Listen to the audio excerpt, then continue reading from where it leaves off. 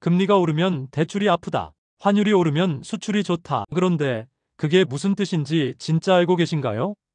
사실 많은 사람들이 경제 뉴스를 보지만 금리, 환율이 어떻게 돌아가는지 전혀 모른 채 그냥 넘깁니다. 오늘은 경제 전문가의 설명을 바탕으로 경제 초보자도 이해할 수 있는 금리와 환율의 핵심 원리를 알려드릴게요. 당신은 이런 말을 들어보셨을 거예요. 기준금리가 인상되면 부동산이 내려간다. 환율이 오르면 여행 가기 힘들어진다. 채권은 금리에 따라 움직인다. 하지만 왜 그렇게 되는지는 잘 모르죠. 그냥 어렵다고 느끼고 넘기니까요. 우리는 돈을 많이 벌면 부자가 된다고 생각합니다. 하지만 돈의 가치와 가격, 그리고 그걸 움직이는 금리와 환율의 흐름을 모르면 돈이 도망가는 것도 모르고 살게 됩니다. 즉, 돈을 모으는 것보다 돈이 어떻게 움직이는지를 아는 것이 먼저라는 거죠. 금리는 단순히 숫자가 아닙니다. 돈의 가격이에요. 예를 들어, 금리가 오른다는 건 돈이 귀해진다는 뜻이고, 금리가 내려간다는 건 돈이 싸게 풀린다는 말이에요.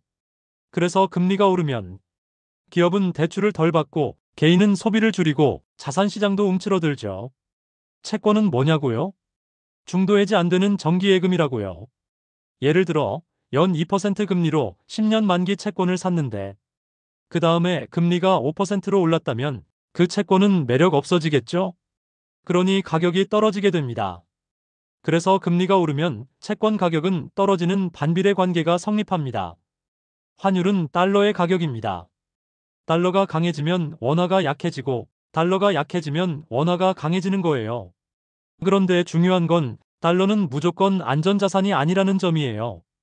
미국이 무역수지 적자와 재정 적자까지 겹치면 쌍둥이 적자가 생기는데 이때는 달러 가치가 하락할 수 있어요. 우리가 보는 금리 숫자는 명목 금리예요. 하지만 실제로 체감하는 금리는 실질 금리입니다. 예금리가 4%인데 물가 상승률이 5%라면 실질 금리는 마이너스 1%가 되죠.